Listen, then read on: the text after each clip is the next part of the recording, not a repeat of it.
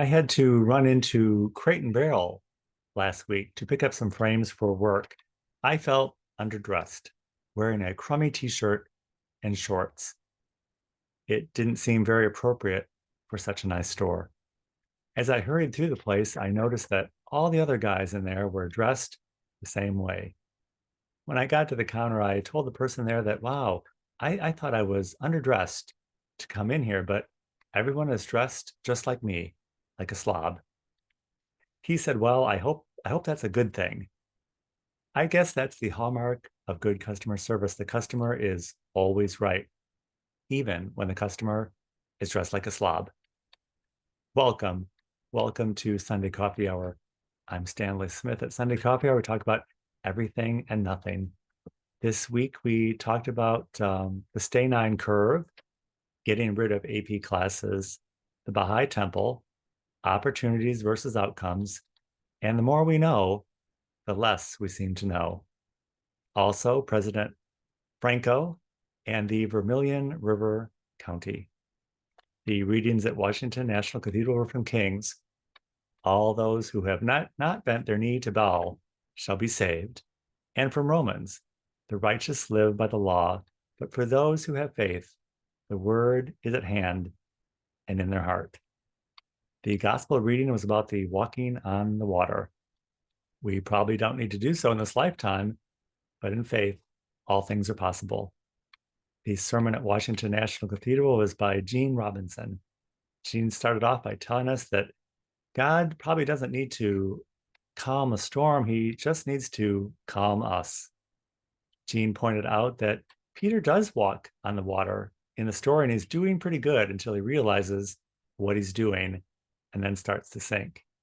He said, God often calls us to do things we don't really want to do, but we prefer to do our own thing, even when that means sinking down in fear.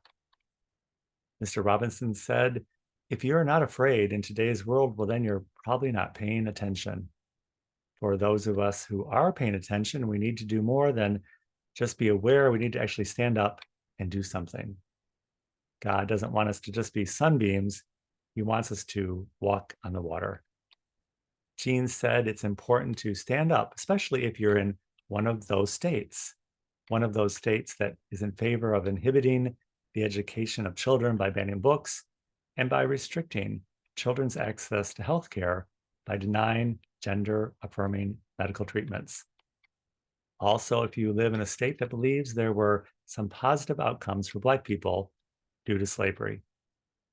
Gene said in high school and college, we had Cliff Notes to help us navigate the Tale of Two Cities and other works. Gene said the greatest threat we face in our time is the rise of white Christian nationalism.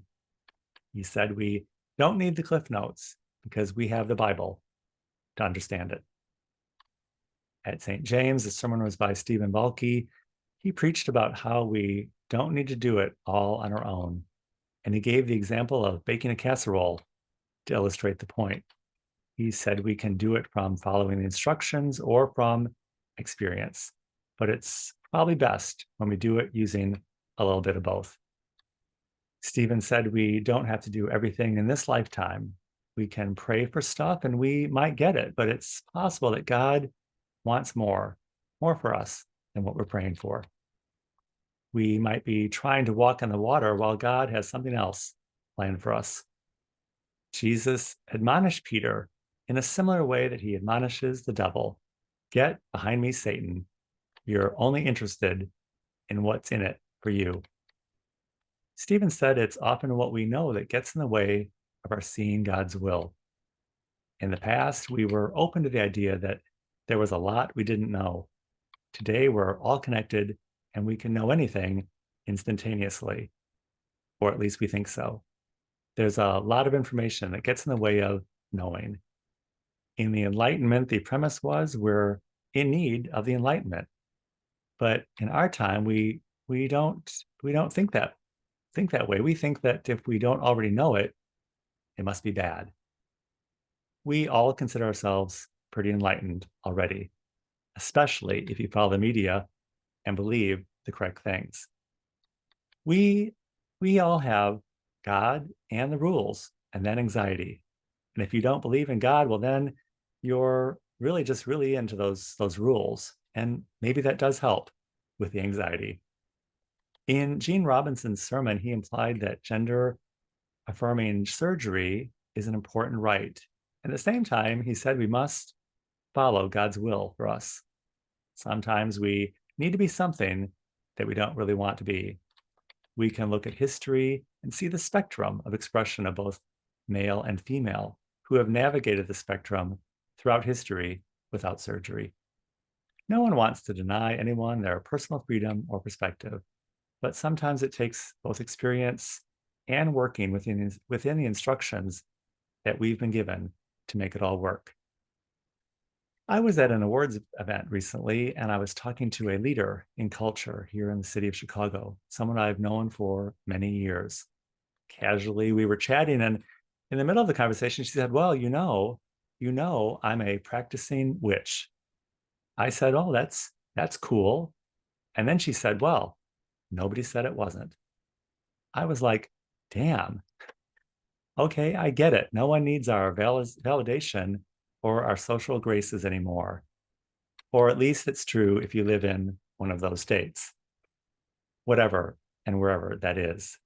But while there is a little humor, grace, and validation in the world, I'm going to stick with the program a little bit longer.